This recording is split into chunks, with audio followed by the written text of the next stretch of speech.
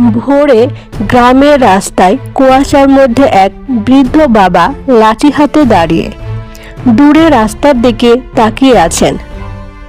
ছেলে বলে, আব্বা, ঈদের আগে ফিরবো।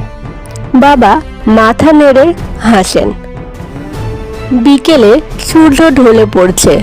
বাবা এখনো একই জায়গায়, লাঠিটা একটু কাঁপছে। আজ আসবে, নিশ্চয় আসবেই।